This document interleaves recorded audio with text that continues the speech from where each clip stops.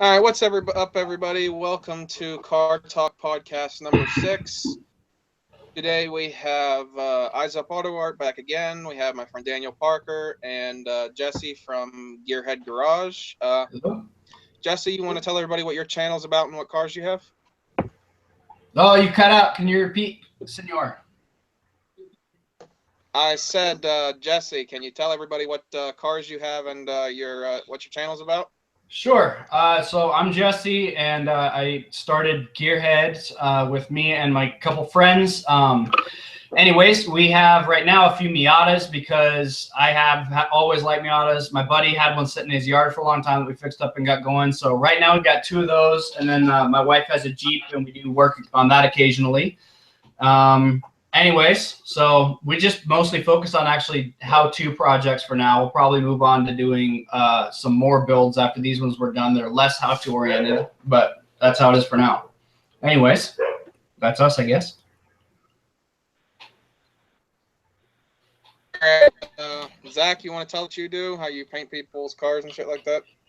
Yeah, so I'm EyesUpAutoArt on the Instagram, and basically I got some people, and on Instagram, you hit me up and you say I want my car painted, and I paint it, and then so I got a couple time lapses of cars I've done on there, really only like 2, but hopefully that number will grow soon. And then I don't know, follow me on Instagram and see what I'm up to if you want, and then hit me up if you feel like it. Nice. All right, Daniel, tell us about your channel. All right, what's up, YouTube? This is your boy, Game Freak Daniel, aka Big. Gotta get that high pitch. That's how I do my introduction. But my channel is I basically do vlogs, gameplays, and sometimes music. Now I do have a car that I own. It's a 1993 Honda Accord with a racing what is it, cold air intake. It has a racing cold air intake in it, and it kind of runs, but not really. So I don't have license to drive it, but yeah, I do vlogs about like working on cars and all that. Like my dad, my brother works on cars, so I do a little bit of car stuff in my vlogs as well. So that's my channel, and yeah. Cool. All right, so the first topic for tonight is, what do you guys think about the Corvette Z06 that Callaway turned into the Aero Wagon? Ugly, but fast as hell with that performance package. Yeah. That is true. Like, I don't like the way the whole Aero Wagon part looks, just because, I get it, and you know what? Honestly, if I saw it in person, I might like it more.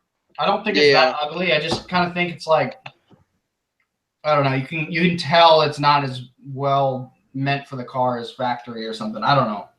I mean, you can't go wrong with it. Yeah. Though. I mean, I bet it does look nice in person. Yeah. Probably. I mean, yeah, you're crazy about it or not, but like Callaway themselves, like the engine work they do is outstanding. You can't. And they were actually true. They were on the Same with that, and podcast. Yanko, Yep. and Hennessy does a good job too. And well, that's why I was saying that I just think it's a little ugly, but that performance package that they made for it is super cool, very fast. Yeah, Matt Farah actually did a review on one a couple days ago. I think. No, he drove it. He hasn't posted it yet. I think he posted it this week. Did he? Yeah. I've been hearing him talk about it on his podcast, but I haven't seen a video of it.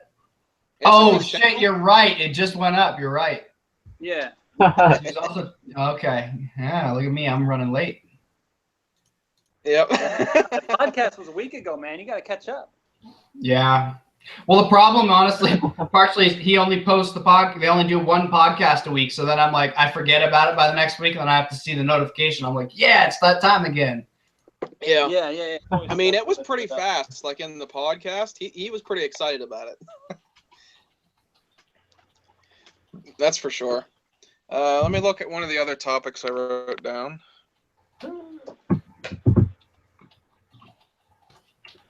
Okay, one thing is that I heard from, I think it was, shit, what the hell was it? Some automotive journalist place or whatever. Motor Authority, I think that's what it was. Apparently, Logitech is teaming up with Apple to try to work together a autonomous car. Fake news. And even if it's not, Yeah. I don't care. I'm not interested. Neither, I mean, I think, neither am I. how about we just get off the autonomous car train and just let it go past and goodbye? No, I mean, the truth is I know it's coming eventually, but I'm not looking forward to that day, and I would rather just continue to live on and enjoy the fact that right now, at least pretty much most of my life is all about cars in some way, shape, or form. And it might not have to be that way as much in the future. I don't know. That'd be sad to me. So I just choose to focus on enjoying what we got right now. True. Another thing that was going around is, you know how people use like carbon fiber and stuff like that as lightweight materials for cars? Of course. Yeah. I've heard rumors of, actually, I forget what this was. I think it was Power Nation Daily or something did a video about it. And they were saying that Ford is planning on trying to use bamboo as a lightweight material, like mixing it with plastic or something. Yeah. What's your guys' thoughts on that? Well, don't build the frame with it, but for other stuff, it's a really good idea because it actually is super strong and it's light. Yeah. Yeah. Yeah, that's true. Yeah, I agree with he's saying. Yeah, I agree with he's saying. See it. It could work. It's gonna need like obviously something else, like a polymer or something. But Yeah. I mean, maybe, and hopefully it'll be cheaper and it'll give everybody the kind of access to it, because carbon fibers. Queen. And we have another guy in the chat, Matt Rosenthal. What's up, man? You gotta get that got guy any on questions here, man. for That us? guy's always Be here. sure to leave them in the comments and we'll answer them. What were you saying, Zach? You gotta get that guy on here. He's always here. True. Hey, but we always gotta have somebody that's in the comments, right? That's true. But Yeah, it's true. So what is your guys' thoughts on Dale Jr. retiring from NASCAR Wow. at the end of this year?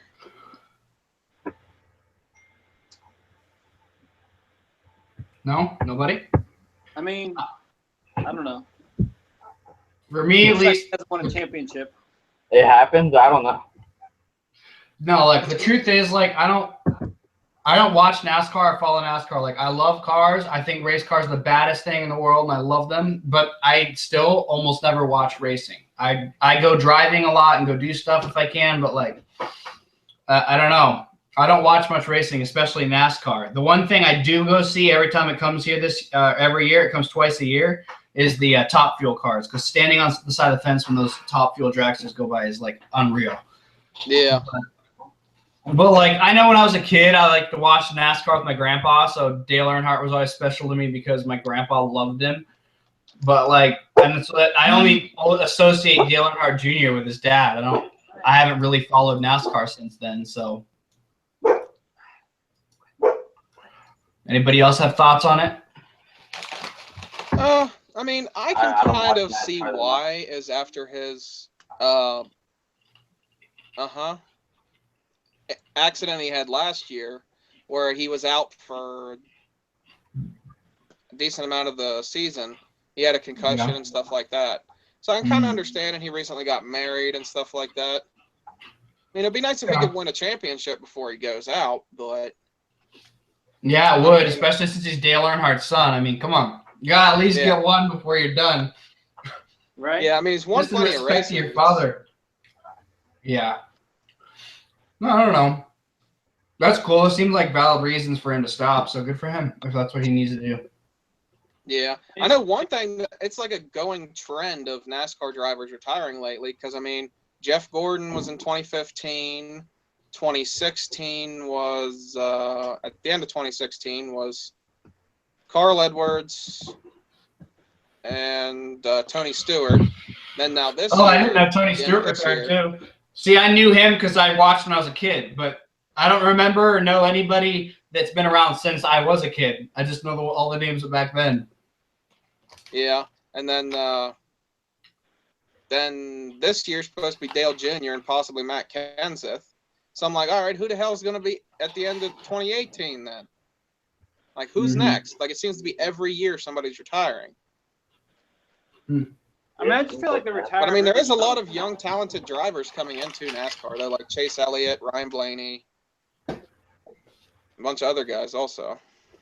I feel like, I don't know, man. I just feel like all the NASCAR drivers. And CJ in the comments says, anyone sub to me. I said, and I'm going to say, I told you, when you get me to 300 subscribers, you're getting in the YouTube shout out video.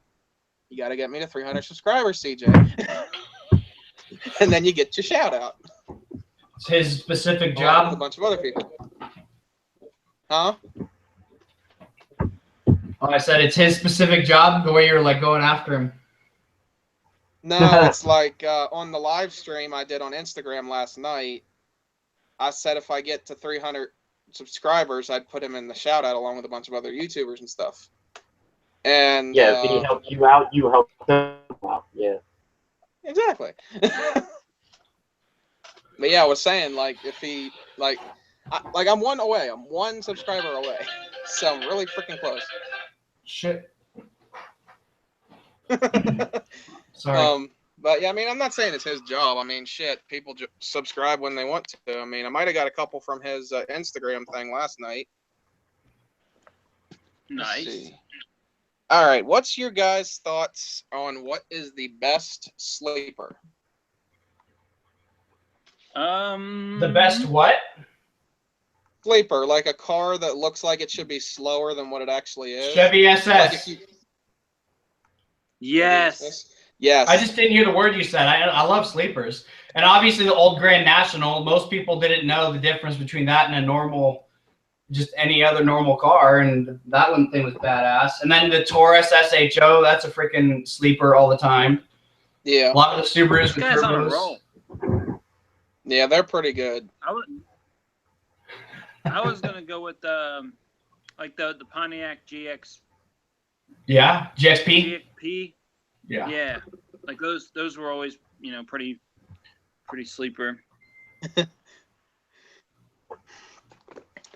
In my opinion, yeah, I'd agree with like the Chevy SS, the Taurus show, and basically all the ones you guys have said so far. But like now, what would you guys consider like a non-factory sleeper? Oh, Like Aaron. what would be a good? Oopsies. I'm What? sorry. I apologize. No, I was trying to respond to Aaron, but go ahead.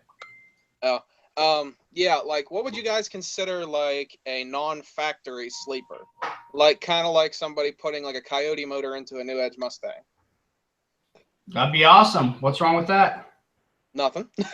Exactly. I think that's great. That's a great idea. Like, what do you guys think would be a good sleeper in that form? Like, swap a different engine in it? Like, what car do you think? Like, if you had to pick a car you were going to make a sleeper, what would it be? There's a better question. I don't know. I mean, in a way, I'm doing that with my Miata by making it turbo and faster because most people wouldn't know. Well, they will when I'm done with it because right now it mostly looks stock, just lowered a little bit. But when I'm done with it, I'm going to repaint it and make it a little fancier and stuff. But, Yeah. I mean, that's a little bit of a sleeper, I guess. CJ says hi to you, Gearhead. Hello, CJ. I just see you. I have these on my phone, but I can only check once in a while because my phone's dying. Yeah, I know how that is. 802 Garage says in the comment, hold up. He was talking about sleepers. Any Subaru Turbo that isn't an Impreza model and a Subaru 6 cylinders. 2005, 2006 Mazda 6-speed with was a all-wheel drive turbo too. I don't know if he's referring to that or I don't know. Yeah, the Mazda 6 speed or Speed 6 is a good Yeah, call. I forgot about that. That one is a sleeper actually, because it was the Mazda 6 normal car, but it came with a predecessor to the, I think what's in the Focus is now. I don't remember. It was a predecessor to something, but anyway, that engine was a great engine, except for the fact it was unreliable. It was greatly like well designed and made good power if you modified them and stuff. But anyway, those were cool sleepers. I forgot they're all-wheel drive also. I see you, It's funny Aaron. because the Speed I'm 3 just wasn't. parroting for you. Like, the What were you Speed 3 saying? didn't have an all-wheel drive option, but the 6 did. Yeah, I said Speed 6, right? Or did I say Speed 3? Yeah, I meant yeah, Speed 6. yeah. I was just saying that the Speed Okay. 3 had the same motor and turbo and everything, but just without okay. all-wheel drive. Well, no, the Mazda Speed 6s had a different engine, didn't they? It was all the 2.3-liter turbocharged, I believe. Oh, I thought that they had a different engine than the Speed 3, but whatever. I'm not pulling up Google right now, so I need a young Jamie. Okay, so we have a question in the comments from CJ. He says, wants to know what our opinions on the Focus RS are. I love it. It's awesome. I think it fills the market Subaru's left open. Yeah, because ever By since not updating their shit. Sorry, what were you saying? No, he said that the market Subaru left open. I mean, they're still making stuff. They just haven't updated well enough, at least the STI line. Well, do you mean the Yeah, market left open since now they are not doing the Evo anymore and they turned the Eclipse into an SUV? That's Mitsubishi. He said Subaru. I know. I'm saying, like, doesn't he mean that? Because Well, I mean, Subaru you're right. is still competing in that department. Mitsubishi is I not. would say Mitsubishi probably is a better go-to, but the hatchback market has been totally left open. Everybody's left the hatchback. Like Mazda's not doing Mazda Speed 3 hatchback. Subaru doesn't have a hatchback that's any kind of fast. Yeah. Oh yeah. Did you guys hear that the new WRX STI from Subaru is supposed to be priced exactly the same as the Ford Focus RS now? Oh, interesting. Mm-hmm. Yeah. Yeah. So That's kind of cool in the way that they're going to have to. It's kind of cool if they're actually priced the same, because then they have to compete based on which one's actually better versus, like I'm going with the cheaper option or this or that. Yeah. Like, Yeah, because I think Subaru is trying to be like, come on, Ford, what you got? Yeah, no, it's a great good idea. At the end of the day, the truth of the Focus RS is, like, I think for a daily, that would probably be a better car, but I would rather just own, even if it was older, like an actual STI, because those things are actually built to kick ass and be pretty reliable. I mean, obviously, you boost the motor like crazy, then you can hurt it if you don't build it more, but most of the drivetrain in those, as long as you maintain them, are pretty dang solid, and you can beat on them a lot. But I don't know about the system in the new Focus RS. I don't know how it's going to hold up, and it's a different type of all-wheel drive too. I got a quick question that's on this topic before we go to the next topic that CJ brought up in the comments. If you guys had to pick Focus RS or WRX STI, which one would you pick? I'd go with the Focus RS. I mean, like the nitrous blue is just so appealing to me. I'd go with the Focus RS also. Yeah, I think they're very cool, but I'd probably actually just go with an older STI and mod the shit out of it. Because I'm going to mod either car either way, so I'd rather just go with the old STI and mod it. Yeah. Well, that's me. All right, now the question that CJ asked is, all right, actually, let's go to Aaron's comment real quick because he's on this topic. 802 Garage says, actually, I think an STI is a better daily. The Focus RS is stiff as hell. Focus aren't known for the best reliability in general, but the RS is a dotard drivetrain platform for sure. And he picks the STI. Now, for the next topic, CJ brings up, what would be a good kind of fast car that's not too expensive, and how much would it cost? So I'm thinking in general, he's asking, what's a good cheap first car, probably, is what he's trying to ask. Oh, okay. Depends on what you want. There's so much out there.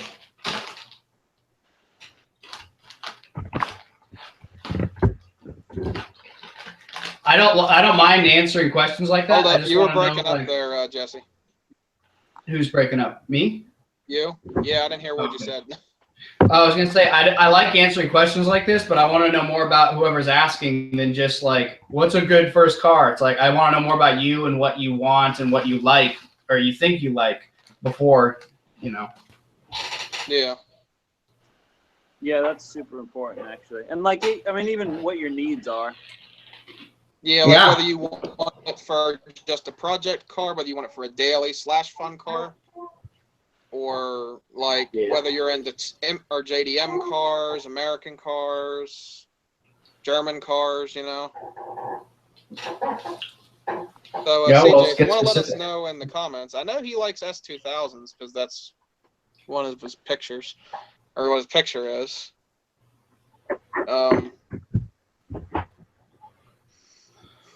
But yeah, in general, let's just ask or answer like what in general cars would be a good cheap car to get. Like nothing like sporty or fancy. Like what's just a good first car? I guess because he didn't really say first car, but I'm assuming since he's younger that he's talking about first car. But until he gives us like more of what. Well, he's I mean, interested if you want something generic, because like you could definitely ask what if you want a sporty first car, you want like a truckish first car or something off-roading, or you could say just a normal car. What's a good car? Yeah. Like way different answers for all those. For me, like I wanted a sporty car and I was retarded and I went with a 1987 Pontiac Fiero GT. I loved it. I don't regret it at all. Those are cool though. Oh yeah, I loved it. It was very cool. I really wish I still had it, but I told this story on a live stream I did with some other guys like a couple days ago, but I accidentally blew the engine up racing a motorcycle. Oh, geez. So anyway, and at the time I didn't know enough about all that stuff to swap engines and everything else. Like now I would have easily been able to take care of it, but back then I had no idea. Okay, CJ says like I'm thinking something like I really want a STI or 350 or 70Z. Okay, those are two very different cars though. They're two different categories, but they're both cool cars. Yeah. It's kind of like you got to decide whether you want a 4-door or whether you want a 2-door, and then also like be realistic and what is your budget? Because if you want like an STI or even a good WRX that's not beaten up, they hold their value a lot better than Civics and other stuff do. So yeah. Well, yeah, I mean, yeah, the price difference between any STI and a 350Z, you can get a 350Z for under 10 grand. Yeah. And you can't touch an STI for probably under 20. Oh no, yeah, you can touch an STI that's in good shape, at least around here, for like 15-ish sometimes. But like, if it's an actual STI and it's less than 10 grand, which is like you said, what you can find a 350Z for, it's like, you know, those are two very different cars at that point. Super different. Okay, I just want to bring something up. I just want to say this. Joel, my friend Joel says I'm selling my Mustang and getting a Prius. Bullfuck, Joel. Bullfuck. You better not be selling a freaking Mustang California Special for that shit. You're crazy if you are. Like, jeez. I support you saving the environment, you know. It leaves a little bit less for the rest of us to pollute. Yeah. Hey, it saves more gas for the rest of us. There you go. Hold on. Let me go back to the comments real quick. One thing, 802 Garage says, just to clarify, the Mazda 6 GT was the 2.3-liter inline-4 turbo with 274 horsepower and 280 torque, 6-speed manual, all-wheel drive, same engine as the Mazda Speed 3, but made a bit more power and had all-wheel drive. Okay, so I knew it made a bit more power. I didn't know it was the same engine. And Caleb asks what we think about the Eclipse Cross. But I want to say 802 Garage's reply to that first before we get into ours. He says, the Eclipse Cross looks like a Pontiac Aztek on crack. Yep. I thought that was funny. I just had to say it. It's just a sad tarnishing of the name that used to be what it used to be a great car. And Joel says in the comments about the whole trading the Mustang for the Prius, he says it'd be the quietest race in town. Yeah, it would. There's actually a guy named Paul Sexton that autocrosses a Prius. Oh God. Virginia. I haven't seen it, but on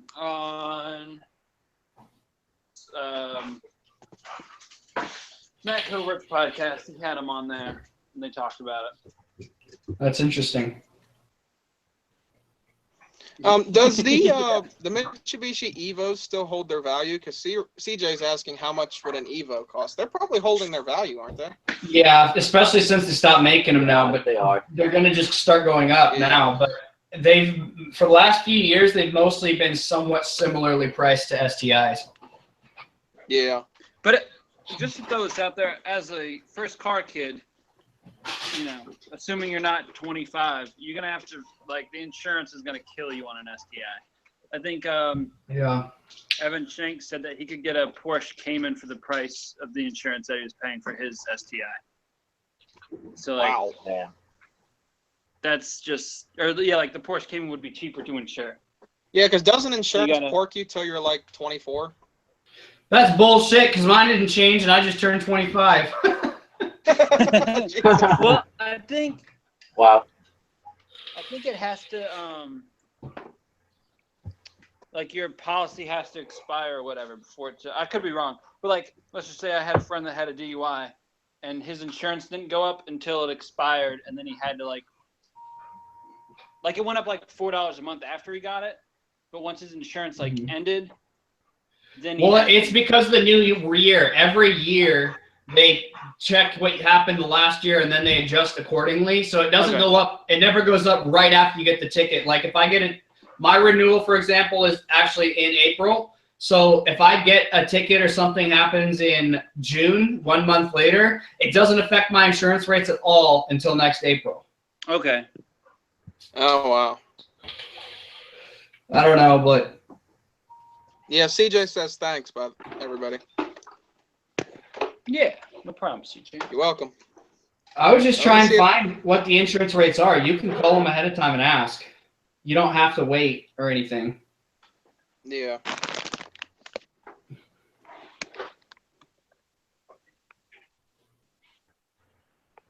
Yeah, 802 Garage just said that looks like an Evo minimum was about $16K for 2005. Yikes. That's pretty pricey for an 05. Yeah, it is.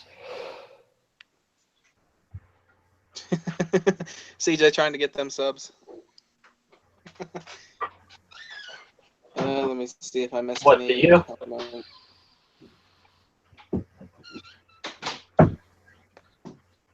Let's see.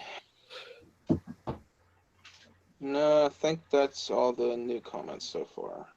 So let me go back to one of the topics I have written down.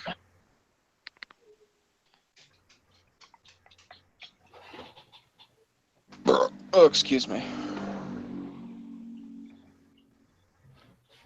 Excuse. Let's see. What's the next one? Oh, here's a good one. Now, I know you kind of talked about some of this on Eric's live stream, but car fails. I want to hear your guys's. All right, we'll do you last then. Zach, you want to start off? Well, I'm sorry, but I just came out of the bathroom. I'm not even gonna lie. Please tell me you didn't take us in there. I appreciate that you had Yeah, I no think you shame. did. No, I left you guys in the living room. Okay, good. Oh, okay. You guys wanted I to- appreciate that you had honesty and no shame and just took it on the head like that. Okay, yeah, Zach. The question is Hold up. We got a technical problem. Oh no. Fuck. Yeah, for some reason it just said something went wrong with Hangouts. What the fuck? It's still working because we're still talking, so. Yeah, we're still talking, but I don't think the thing's live. Let me check. Well, I'm surprised we're on it, honestly. It was supposed to be decommissioned like 2 days ago, right?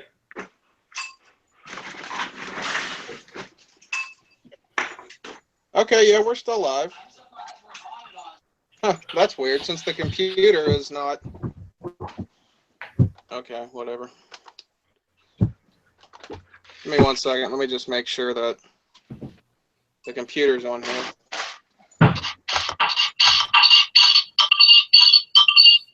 Yikes.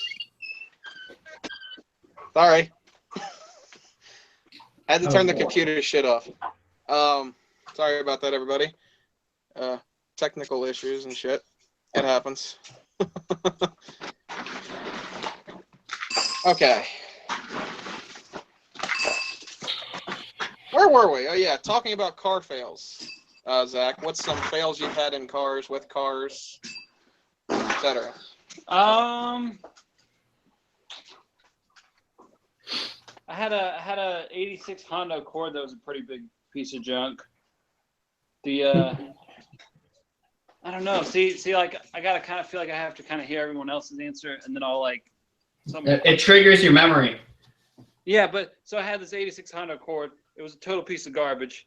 The gas nozzle, or like where you put gas in, if you filled it up, it would leak because there was a hole in like the pipe that went down to the tank. So I used to take JB weld every couple of weeks and cover the hole up, and the gasoline would eventually eat through the JB weld, and I have to redo it. That's funny. That's a good one. But that car was just a total. And apparently, like I sold it to a guy. Hit show? I sold it to a guy, like I had a friend in class or whatever, and apparently, like he bought it from me, and like came to class like after the first weekend he had it. Was like, oh yeah, I got it up to like 110 on the freeway, and I was just like, I wouldn't get that thing. And then like 2 weeks later, he said it was making some weird ass noise, was broken, and was for sale for $500.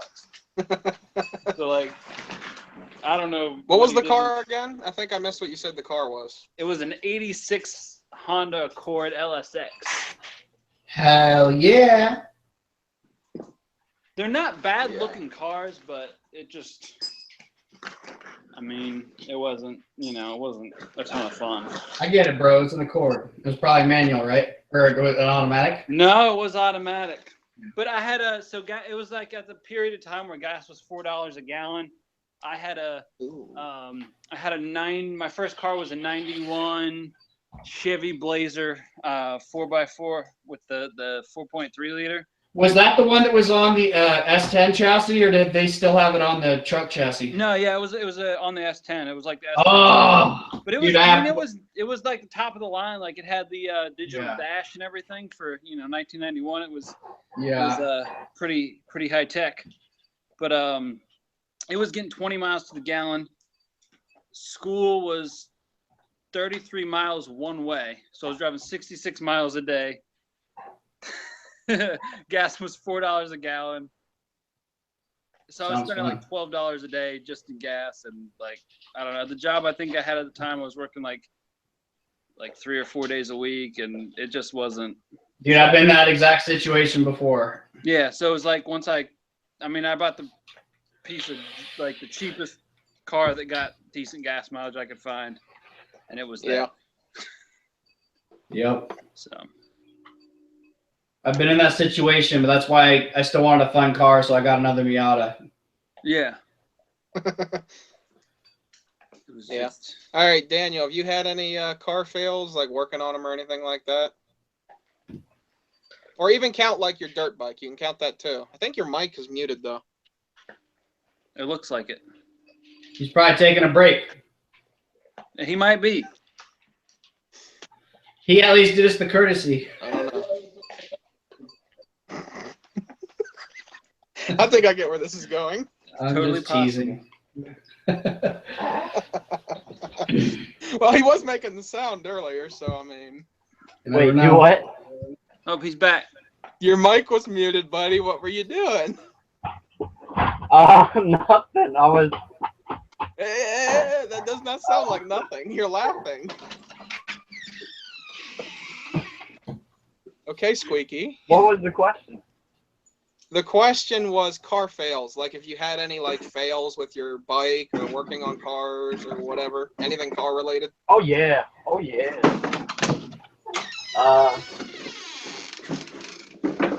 I have a story with my dirt bike. I had a problem with my dirt bike. So I was out riding one day, and you know, nothing about it, just enjoying the day riding, and the chain decides to fly off and hit the case. Yeah. So I had to push it back about a good mile back. Wow. And long story short, it sucked. Oh yeah, is that how your current dirt That bike broke? yeah, that's how it ain't running right now. Yeah. Yeah. That's a bummer. Yeah. Any other car fails related to cars? Oh yeah, I drove this car and this wheel fell off while I was on the freeway, you know, and I'm kidding now. And I'm still driving too. This sucker's still going. I'm like, no, I'm just kidding. I was about to fucking say, what the hell? Yeah, driving with 3 wheels on it. Don't think it hasn't happened. Oh, it's happened before to people. Oh, it probably has happened. You don't torque your lug nuts properly, hasta la vista to your wheel. That's true. Yeah, one time. Torque your nuts, ladies and gentlemen. And I should have said lug nuts. I one time changed the brakes on my dad's Jeep, and then I tightened them while it was up in the air, and didn't tighten them when I put it down. And I got probably half a mile down the road, and it started making this pattern sound, and was like shaking. So I drove it back home, and luckily my dad was like totally cool about it. He was just like, "Yeah, we got to go get more studs." So we, went in the store and got the studs for it. But yeah, that was I felt like a fuck up. It was a pretty big. It was just something so stupid. Like, if you've never felt like a fuck up at least once before, your life is probably very boring. That's true. That's true. Yeah, true. That's very true. For that. I guess we'll get into some car fails that I've had. Most of them were in my mom's 05 Buick Century. One time we were driving down in Cumberland, and all of a sudden, boom! Anybody want to guess what happened? I don't know. Blowout? The spark plug blew out of its hole. Oh, nice. Wow. Like, literally, I didn't know what it was, because the spark plugs is on, like, here's the firewall of the car, and then here's the engine. It was right in here, so I didn't see that it came out when I popped the hood. So, and we were like not too far away from my Nana's, so we kind of limped it back to my Nana's because we didn't know what was wrong with it. And I didn't see the spark plug hanging there because it was behind the motor, and I didn't think, well, the engine was hot. I didn't want to burn myself. And I was not as much car inclined as I am now. So I limped it back to Nana's house, and God, did it sound terrible. The whole thing was vibrating like this. The whole dashboard was vibrating. It was insane. I was like, I'm not enjoying this. Nana's. Yeah, that was like your fault. And at the time I lived at Nana's, and I was just with my mom, Uncle Mike came over one day and looked and found the spark plug, and I'm like, oh, well. And I was like, okay. And then the catastrophic fail, which I don't, like, it wasn't really my fault. It was just the car. But I was driving and stopped at a stop sign, went to hit the gas to turn left. Dan, you probably know what I'm talking about. You know, if you go the long way to LaVale, instead of taking the freeway.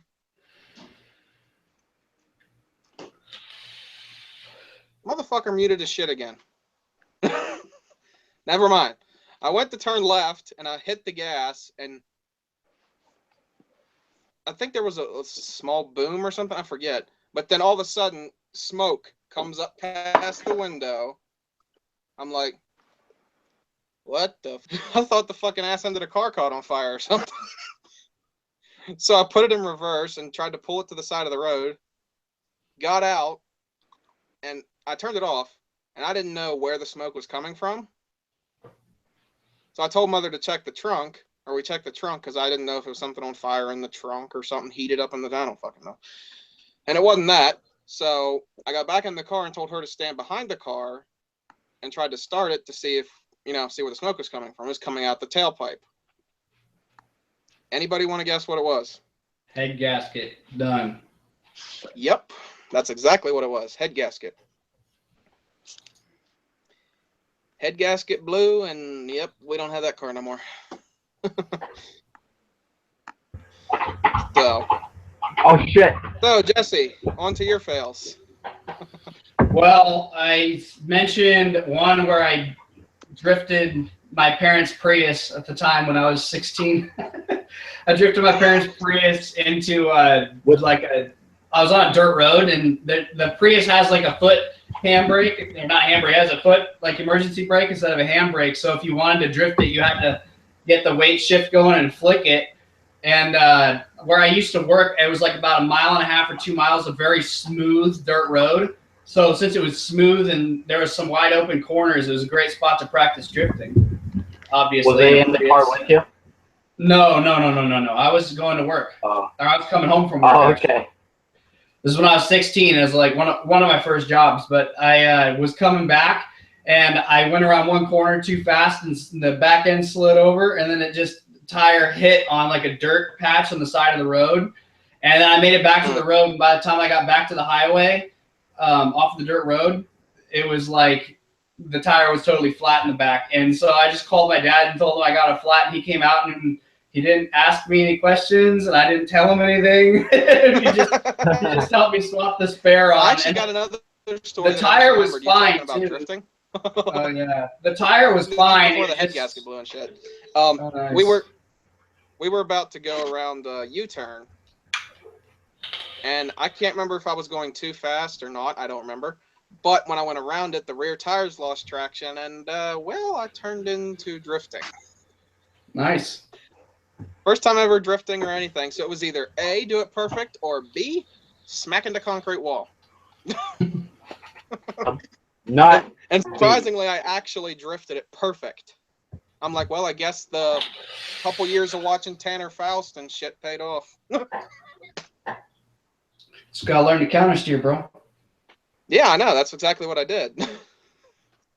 But yeah, you can go back to your stories now. I just wanted to bring that up real quick. Yeah, I was just finishing the Prius tire story. When I hit the dirt, it didn't harm or hurt anything. It just pulled the tire off the bead a little bit, so it lost its air. But anyways, the next one I told was how I blew up the engine of my Fiero. And this was at the time I had my, I had two cars. I had my first car was the Pontiac Fiero GT. My second car was a turbo Miata. And it was like a lower boost setup, like 6-7 PSI. But freaking for me, when I was like 17, 18, like that was a freaking rocket ship. It was so fast. But anyway, the gearing on the Miata and on the Fiero are totally different. Not the same at all. And the engines don't rev as high as, the same. The Miata revs higher than the Fiero, etc. So I was racing this motorcycle, and I hadn't driven the Fiero in a while. I was so used to the Miata shifter. And I was going down the road, and I came up over this crest, and I went to downshift. And I accidentally over-revved the motor because I was so used to the, like I said, the like gearing and stuff in the Miata. And in the Fiero, or in that car, it would have been fine to go into second. But in the Fiero, it was not fine at all. It over-revved the motor and it broke something.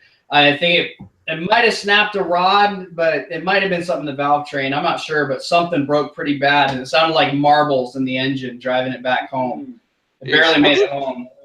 Wasn't the Fiero the mid-engined car? Yeah. Didn't they have handbrake or emergency brake issues from the factory too? No. The one thing that I've heard people say, they used to have it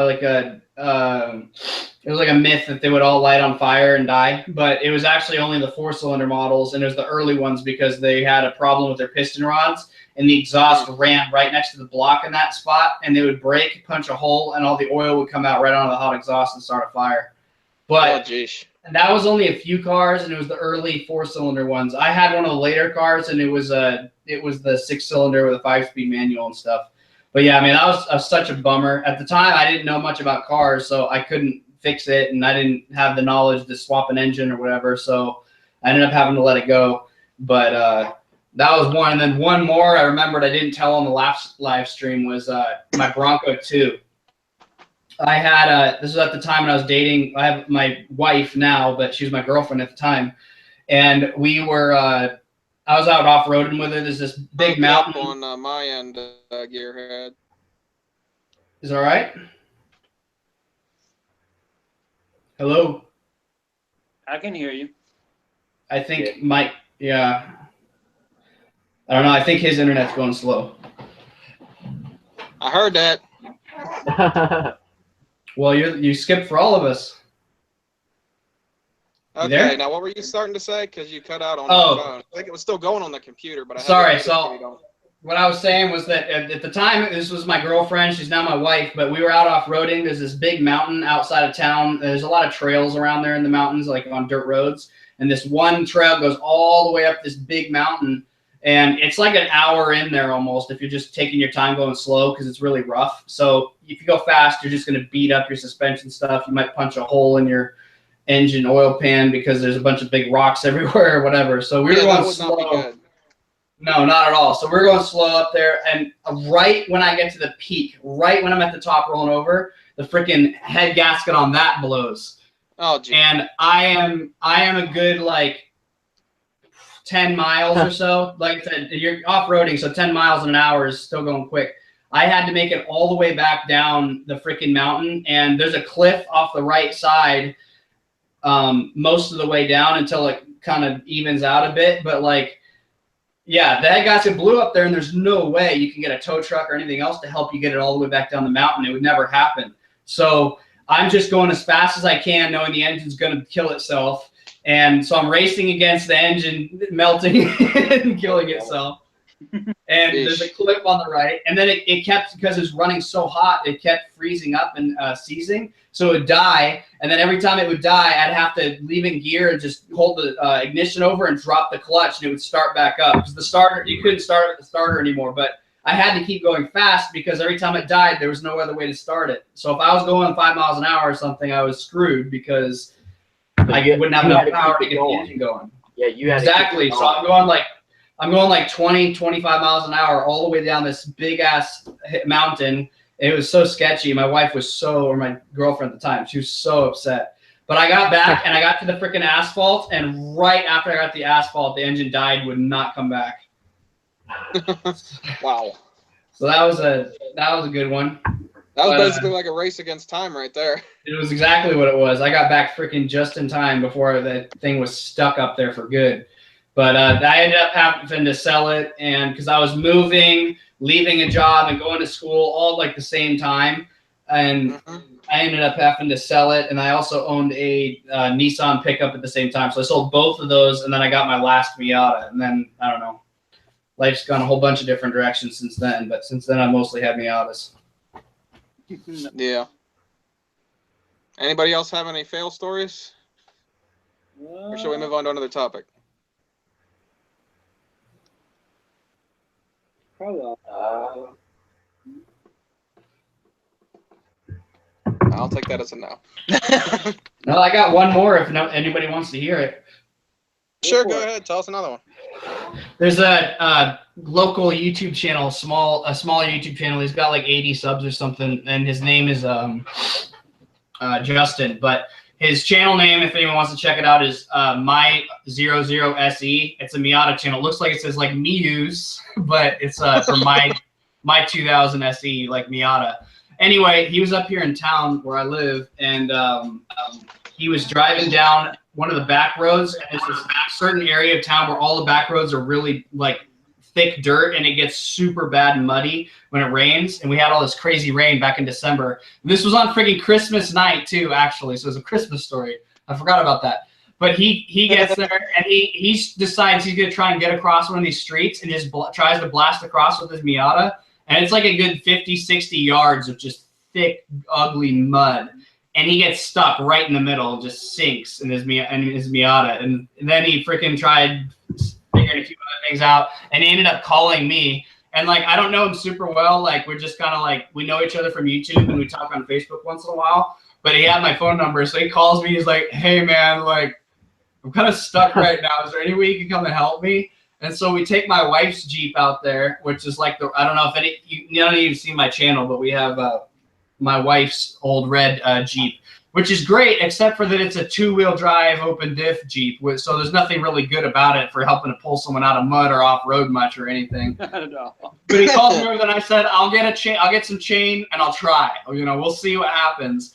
And so I get out there, and he's in the middle of this just huge mud pit. And I'm like, the closest I can get to you is if I back up along the side of the road, because it's not as much of a mud pit over there. And maybe if I go to get close enough to attach a chain to you, I can pull you out. And so I tried backing up along the side of the road there, and then the whole Jeep just slid and sunk right down into the freaking mud, right in the middle of the road. So that was a freaking fail right there, because I was just trying to help him out and get him out. The Jeep sunk down in. Wow. So I eventually ended up rocking it enough, and I was close enough to where it was dry that I actually was able to work myself out. And we ended up having to just call my landlord. He's got a couple big-ass off-roaders. So I just called him and was like, "Hey, I know it's Christmas night, but could you come pull my friend out of the mud for me?" And so he came over with his badass Toyota and just yanked it out. So that was another fail. Yep, you can't fail in life you can't succeed without failing. So no, like I said before, if you have never failed or felt like an idiot, you have had a boring life. pretty much. You John. got any more fail stories for us, Jesse? Not right now. I'm forgetting. I'm sure I have plenty more, but I'm gonna go with one. yeah, go. So like where I went to high school is it's in Hanover County. It's kind of in the middle of nowhere. But Okay.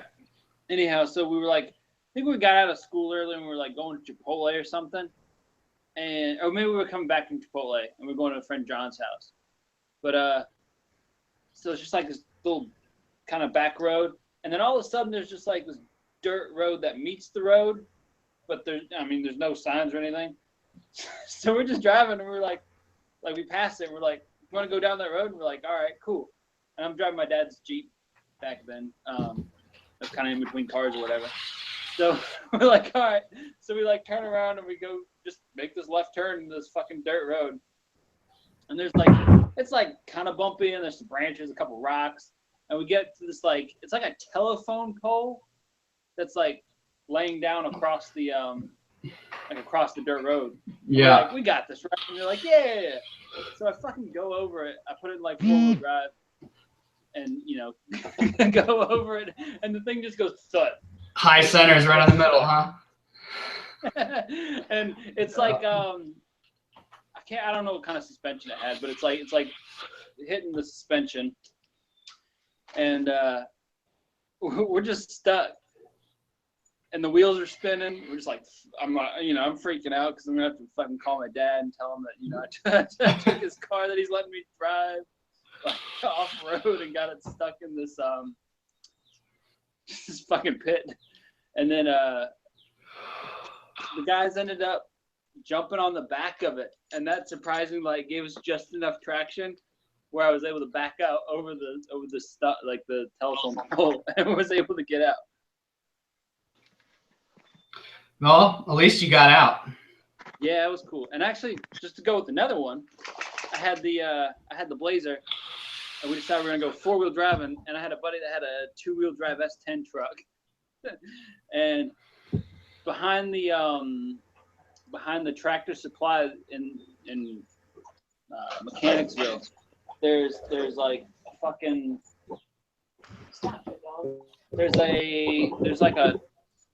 it's just a dirt road. And so we go, we turn down the dirt road or whatever, and it looks like it's like a mud hole. It looks like it's just like a hole that's like 6 inches deep. Yeah. So I just I'm still in 2-wheel drive, and I just fucking gun it. And turns out the thing's like 3 feet deep. I end up I make it down, I make it back up, but the door was there was water up to the door. The tailpipe was absolutely submerged. Jesus. Like I opened the door and climbed out onto the roof and like jumped to make it to the edge to get out of the car. And then the guy, my friend Eric, that was behind me in his the two-wheel drive S10 is just like buried nose deep. Oh man. He ends up getting out, and then he's like, "Can I try or whatever?" I'm like, "Go for it, man." So he like jumps back in the truck and then puts it in four-wheel drive and starts yanking the steering wheel. That's actually what got us out because we started calling people. Well, so you actually got it out by doing that. Good. Yeah. I mean, I that was the first time I'd ever really done it. I don't really know what I was doing. But yeah, he got in there and he started yanking the steering wheel back and forth, and that actually climbed him out. And then we had a chain, and I pulled him out, and then so we all made it home. But I was sounds like a hell of a time. I was gonna show up and like, Nice. That reminded me of two more off-roading ones I had. All right, let's hear them. The first one, it was similar to getting stuck on the pole. The same mountain I was talking to you about, and the same truck actually before the head gasket blew on it. Me and my friends. I was with one of my friends and one other guy, and one of them had a broken collarbone. So this comes in later. We were in my Bronco 2, and we were out up-roading off the mountain, and we get almost to the top. And sometimes the Rangers shut the top of the mountain off, like for whatever reason, they just don't open that gate that you need to get through the trail. And this was one of those days, and there's a trail that you can go that goes up around and over to past the gate. And we went around up and over and past the gate, and we're cruising up. It's super steep, so on four-wheel low, going up, and it kind of crests over and back onto the trail. And right when it comes and crests over, it's kind of a high point, which is normally fine, but somebody had stuck a giant rock right there. So we come right over the top and land on this big-ass rock, and I roll over, and we carry the rock with us and roll into the road a bit, and I'm just stuck there sideways on this like sideways trail. And anyways, to make the rest of the story shorter, we ended up, I had all the tools exactly and stuff I needed in the Bronco to get us out. Luckily, I had a shovel, so we had to dig in the dirt. It was like super hard clay where we are. And so we're having to dig a trail to pull the rock out under because we jacked the Bronco up, but the rock was so big we couldn't pull it out from underneath. So we had to dig a trail for the rock to come out under the car. And then let me think. And then we just had to tie a rope around the rock and yank it, which was what was the bummer. My buddy with his broken collarbone, because we're all trying to do like 1, 2, 3, yank, and he's got a broken collarbone while we're doing it. Jesus, I've had a sprained collarbone, and that shit hurt like hell. So I can imagine the broken collarbone. Yeah, and that was how we ended up getting out. And then after that, it was fine. It broke the rock broke like a sway bar mount, but that was actually all that got broken, luckily. So when it went under the car, it had a few rock guards under there, and it got stuck up on one of those and took the weight, so it didn't hurt anything else. And then I got another fail story for you guys, even though it's not car related, but it's related to you bringing up like broken collarbone and how I got mine sprained. This is a funny story. So I came back from school and I forgot my key and nobody was here. And I knew my bedroom window was unlocked on the second floor. Oh, good. The way the porch is on the back, there's a little roof for the porch, and then over here is like a rock wall or whatever. And we had an old door that was broken laying around. So I was like, you know what? I've done it before. Like I did it before. And it was wet though. But I leaned it from the rocks onto the roof and then went to walk across, slipped, fell, cracked the door in half with my ass, and then landed with my shoulder going down the steps, and I slid down the steps on my shoulder. Oh man. Yeah. And that is how you sprained your shoulder. Yep. Or my collarbone, yeah. But good job. That was an interesting thing. Did you say you had a second story you wanted to tell, or was that? I had one more, another one where I pissed off the woman I love, sort of. Okay, let's hear it. After we got married, we were on our honeymoon in Mexico, and we went to Playa del Carmen, which is down in the Yucatan Peninsula area, and we went for one day across onto this island, and it's car related because we were in a Jeep. And we rented this Jeep over there. It's pretty cheap to just rent a like crappy car for the day. These Jeeps, they're all their cars, not just the Jeeps. They're all so beat up. First off, they're in Mexico and they're just tourist cars that they let people drive. So that's the first thing I should have taken into consideration. And then we're cruising along around the island. It's really cool and pretty. We're like beaches and like we're stopping at beach bars and having drinks and going here and there, whatever. And then there's supposed to be some old Mayan ruins up the coast a ways. And there's a trail that goes all the way up there. And I'm like, oh, perfect. We're in the Jeep. Let's just go up the trail. And so we go through. This is actually one of the coolest like off-roading experiences I've ever had. It was so fun because you're up along the beach on one side, on the right, and you're kind of coming in and out. You go through some sand and rocks and stuff, and then you get back in, and it's like jungle forest. And then you like go back out towards the beach. Anyways, we're doing this for like 45 minutes, and then we get to this one spot where apparently the tide must come through something, and it's just this giant sand pit that's like, it's about 1.5 feet deep or so, and it's about, I don't know, maybe 80 feet to 100 feet long. And I'm thinking, okay, this isn't a big deal. I got four-wheel drive. I can see it's not that deep, so I throw it into 4-high, and I make sure I have enough space to get some speed, and I just go, and we sink and get stuck right in the freaking middle. The back just goes, and I'm like, shit, like what happened? And I get out. I try to rock myself out with the clutch, and it was just because it was a manual, and like it just was not gonna happen. I couldn't get it out, so I get out and crawl underneath, and the freaking guys had pulled the front drive shaft out, like probably one of the universal joints or something had gone bad, and they pulled the front drive shaft out. So it's only 2-wheel drive, I now find out, and we're stuck in the middle of this giant sand pit, and we're like 45-minute drive away from like the closest civilization. And on the top of that, we're out of water at this point, and it's about 100 degrees out, and it's like 100% humidity. It's in the middle of the tropics down there, and it was a hot day, so we were like dying, and we ended up having to use like bamboo and like tree branches and shit like that, and I'd have to just dig with my hands and on my hands and knees underneath the Jeep because it was bottoming out to make space, and behind the tires so that we could stick like branches and bamboo and stuff down there, because that would give us a little track to get out of the hole with.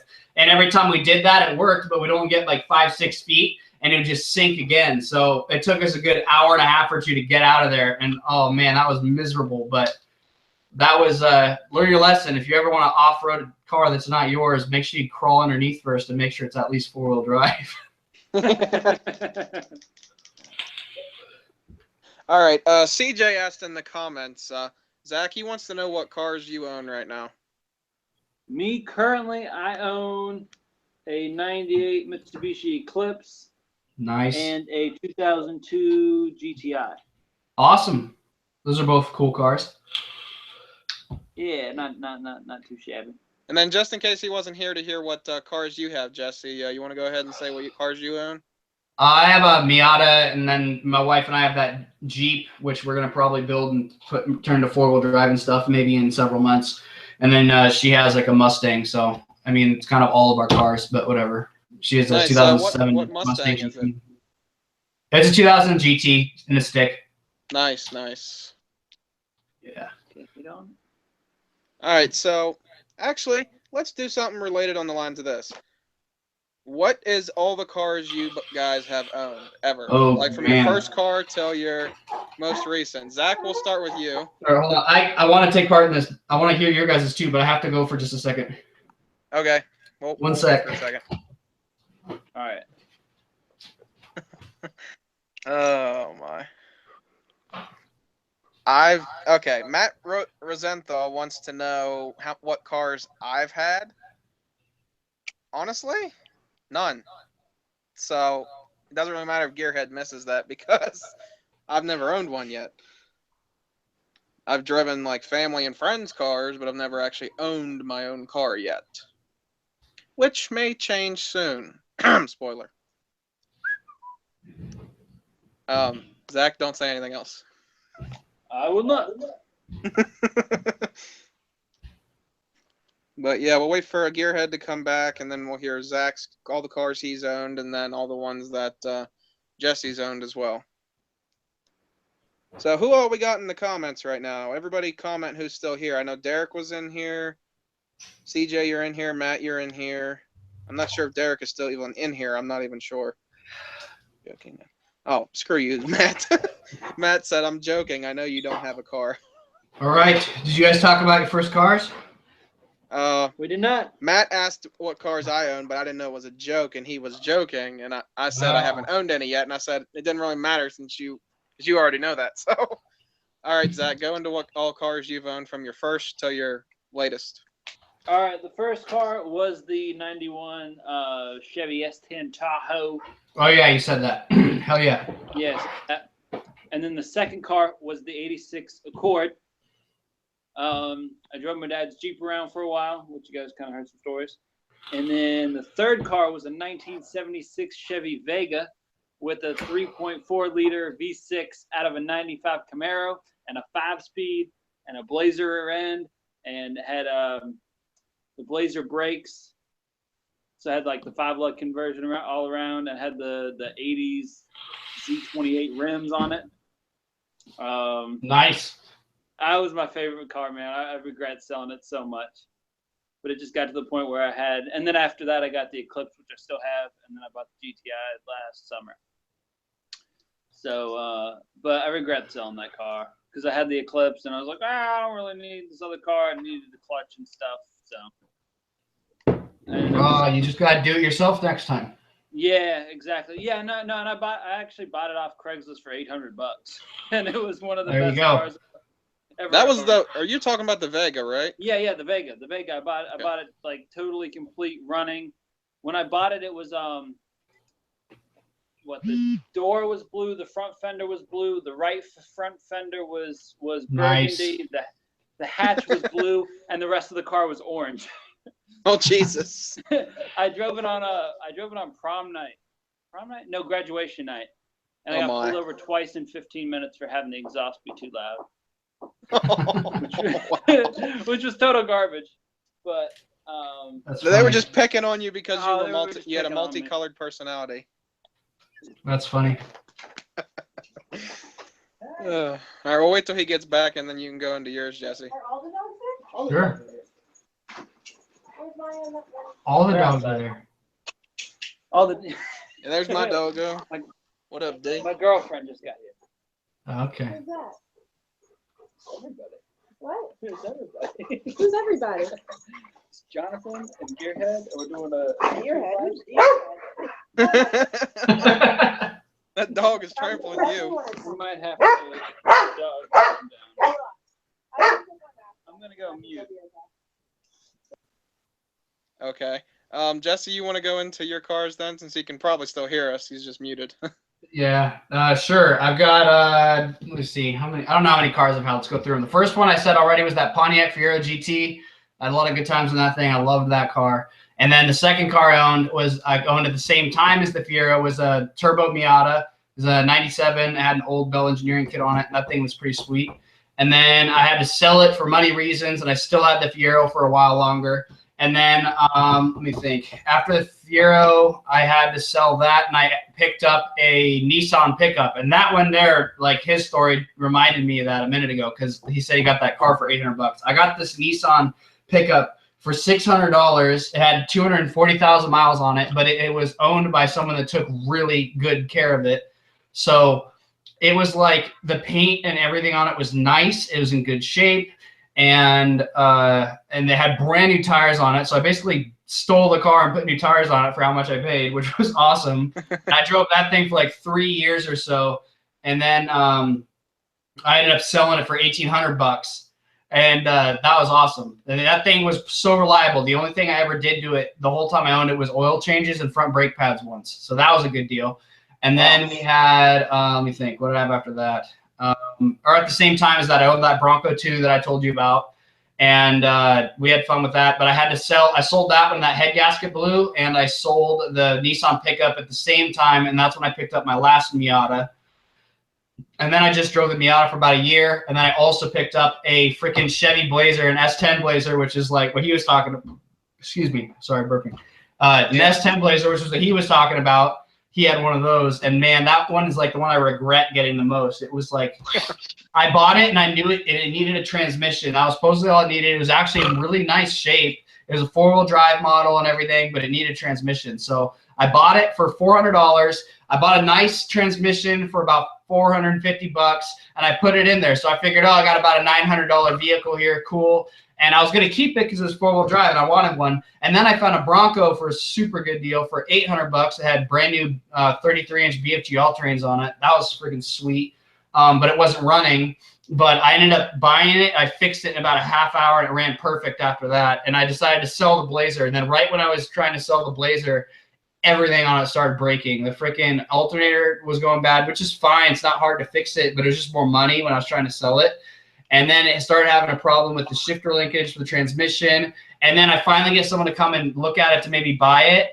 And they start the car and I'm showing them the car and they're checking it out and thinking it's cool. And right then the freaking heater core blows and just starts gushing freaking water down to the passenger footwell, like all inside the car right there.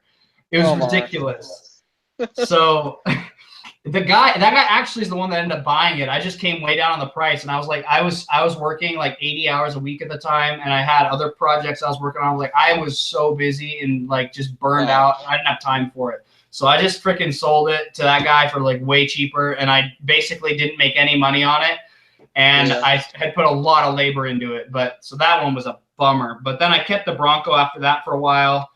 And I actually sold that Bronco about a year ago exactly to help pay for the wedding when we got married. So that was a bummer. I didn't want to get rid of it, but I kind of needed to. So I sold that for a profit, which was nice.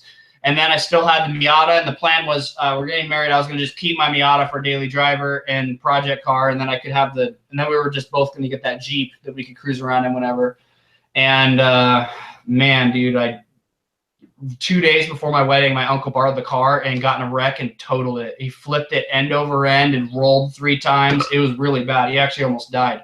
So that was a crazy story. And that was like such a freaking bummer because I just finished building that car and it took me like 3 years. It was like 2.5, 3 years of building that car when I had free time and saving for parts for a long time, whatever, and putting it together. And it got wrecked, and that was a bummer, man. But anyway, that's what actually ended up leading to me doing the YouTube channel because I knew I was going to get another Miata. I was like, I've got enough parts here for 2 Miatas in the garage. Why would I sell, why? Because I just finished building that one, and so I'm like, why would I get another car? So I knew I wanted to get another Miata, and I knew I was going to have a ton of projects because I had to rebuild the whole car. So that's when we started Gearheads because I knew we were going to be having a lot of fun building and working almost every day on it. So we just started doing that. Yeah. And those are all the cars I've had.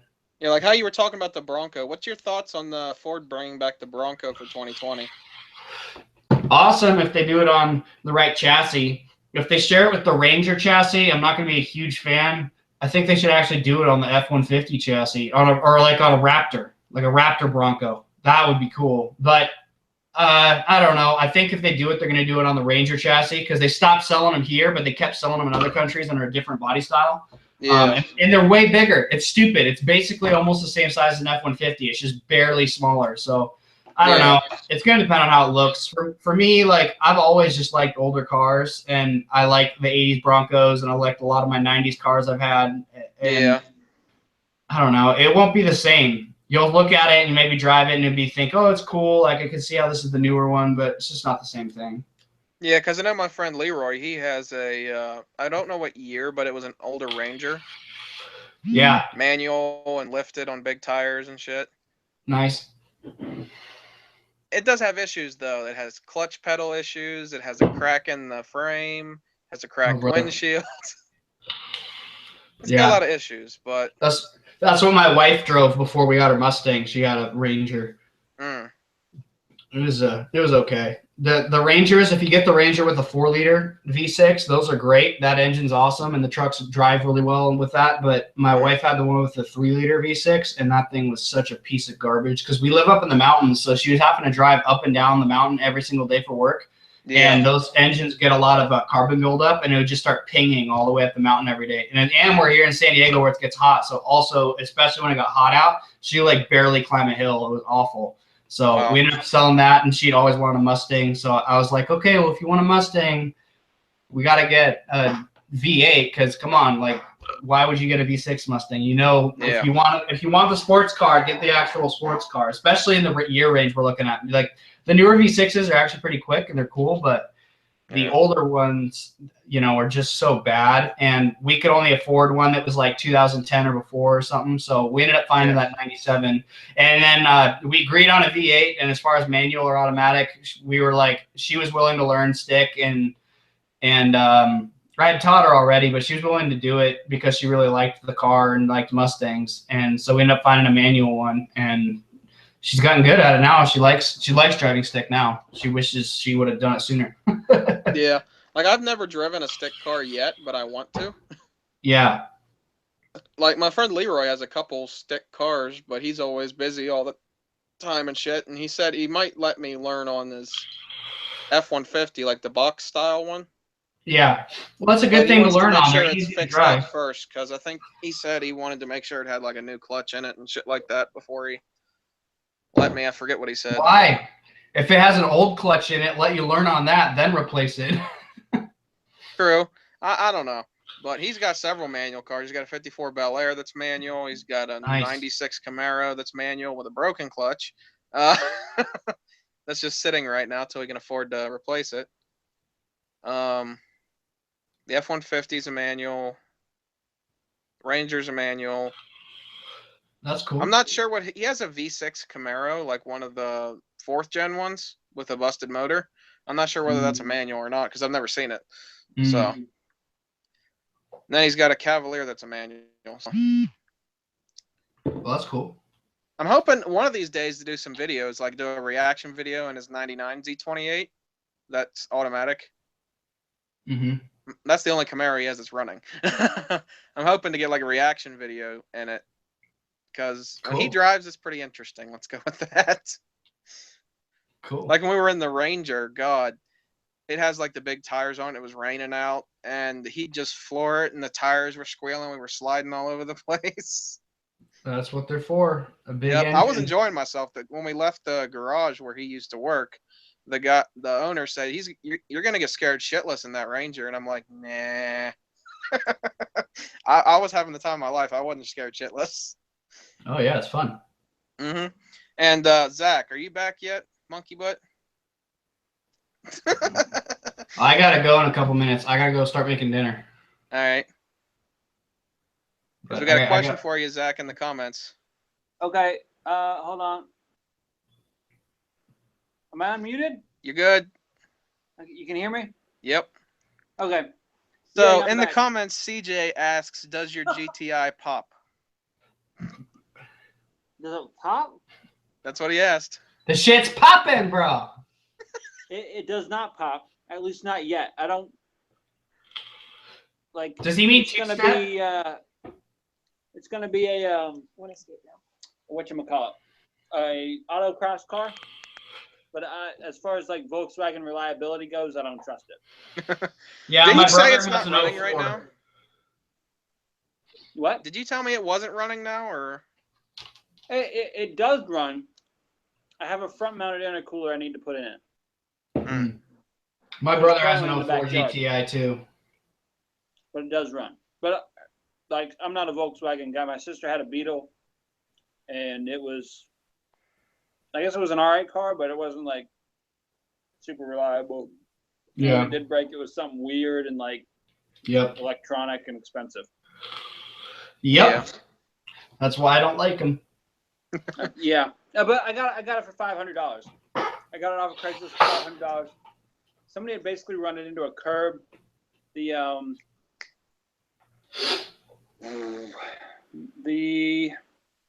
has to do with the camber. What, Not the alignment? point, but the Tie rod in? tie rod. The tie rod snapped. So Oh shit. I got a battery for it. I got a tie rod for it. I got the front mounted intercooler for it. I have like $700 in the car. And so it's like a $1,200 car right now, and that's just not a big deal. So, yeah.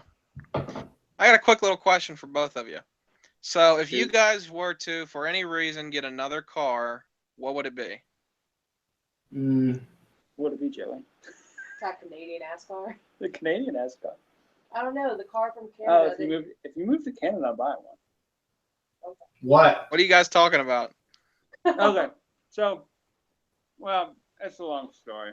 Well, spit it out. I might Let's go. relocate him to Canada. Yeah, the girlfriend might relocate to Canada because she's a nurse and she can travel wherever the hell she wants. Awesome. Traveling nurses get paid well. They do, they So do. well. But anyhow, should we go to Canada, I'm buying an R34. Hell yeah. Yeah. So, because I can have it, and then I'll just drive it down here. And I mean, well, so like, I just got a new job, and I'm a tech trainee. So I might stay down here for like a year, should she relocate. But basically, if she lives there and I can register the car there and then live here, I'll just drive a car around with Canadian plates. That, and I bought a house, so like it would take time to sell the house and what. I mean, I don't know. It's, you know. Well, that'd He be, doesn't want to commit, and it's okay. Oh, no. But he can buy a car in my name. Yeah, it's not totally grounded in life yet. So is that the Well, only nothing. reason you want to move to Canada? Yeah, that's about the only reason he wants to. But if, I mean, should she move? hey, having an R34 would be friggin' sweet. Dude, it'd be freaking awesome. Then you better be Yeah. definitely doing YouTube videos of it. You might get somewhere really fast. That's like I feel like, yeah. Because I don't know how feel like many you would blow YouTube up channels just have on the fact that you R34s have on one. them. Not many in English. Yeah. Like, I know the only one that I know of that I've seen an R34 on is The Roads Untraveled. He's up in Canada. Yeah. Canada. And then I saw it on Adam LZ's channel a couple times because there was a couple in Florida or something. No, they had R32s. Those were No, R32s. they were 34s in the video I watched. Oh, really? Canada. Uh-huh. Canada is one of, or I'm sorry, Florida is one of those places that has weird. I don't know how you get around Yeah, it's it. because they don't give a shit. Yeah, but Mhm. Florida does have weird car registration laws. I'm not sure about all of Yeah. them, but supposedly, if you, I don't know, if you like take it apart up there and ship it down here and put it back together, you can get a Kit car registration maybe car or something. Who registration. knows? Supposedly that works in Florida and like South Carolina, but I think it's expensive and it takes a lot of time and stuff. Yeah, then you put it together wrong. Oh, shit. Yeah. Bad time. Oh, that's not any different than any other car, though. That's true. So, stateside, if he were to get a car, it'd be the ugly dad cockroach car. Which one? The Focus R. Well, I talked about a Focus RS. Oh, she calls that a cockroach car? I guess So, so. like, It's like because the back. I understand. I get it. I know. Hatchbacks look like cockroaches, sort of, but they're also kind of that's useful. my man right there. You know, that's the first time I've heard of a hatchback referred to as a cockroach. No, like, I get it. I'm just saying, like, I still think some of them look good. Like the mom-styled ones to me look really shitty, but if you get ones like even like the STI hatchbacks, those things look good to me. They're But just so also, expensive. yeah, they are. Also, though, I have to say, like, part of it is I'm subjective because of the fact that I know it has horsepower. Because that changes the looks of any car. An ugly car suddenly becomes very pretty when it has a whole bunch of horsepower. Like Okay. one thing I'm trying to do right now is envision the Focus RS and try to figure out how the hell it looks like a cockroach. Oh my gosh, if you. Just look at it. It's a hatchback shape. It looks like a bug. Yeah, She did that. The Mazda Speed 3, she was like cockroach. yeah. The Genesis Coupe, she thinks looks okay. Yeah, I like the Genesis Coupe. Those are nice, but they have bad steering and bad gearboxes. Oh, really? Well, it's not bad. To me, it's not good. And if I'm going to get a car that new, I want to feel really crisp and raw and feel good, but that's not at all. That is a bummer. I didn't know that. I think the last gen ones they did actually were better, but I drove a couple of the earlier ones with the 1.8Ts, and it's just like, I don't know. I'm used to driving something that feels really raw, and to me it just kind of felt disconnected, and everything was kind of mushy, and I didn't like it. It didn't feel sporty enough to me. That bothers me. Interesting. I wonder if the V6 is any different. Well, that's what I'm saying, because they did the 2nd one with only the V6, I think, right? Or was it only the 1.8? I think I it No, I don't know. I'm just saying the second gen one. I think they upgrade. They changed some stuff and they made it better. But yeah, I think because like you got like 48 more horsepower out of the V6. yes. But they the had the 1.8 liter or the 2-liter turbo, but I think they just bumped up power on both ends. Yeah, well, the 4-cylinder one was actually a good engine though, because it was based on the 4G 63E or 53E. But I Whatever. actually like the first like face of the first gen. Better. Yeah, I agree. I like the face of that one better too. It looks better. People talk shit, like a lot of shit about it, but that is my. Yeah, they're cool. Front end. If I don't know if it's my turn and I don't know what I want for another car. There's so many cars I like. It would all depend on my budget, honestly. That's very true. Yeah, that's where it comes down to a lot of the time. Is the so budget. Someone give me a budget and I'll tell you what I would buy. 10 grand. If I had 60 grand, I'd probably get a Shelby GT350. Oh yeah. Oh yeah. Yeah, except for the dealer markups are 120. Well. True. 10 grand. Honestly, for 10 grand, I might try and find a 370.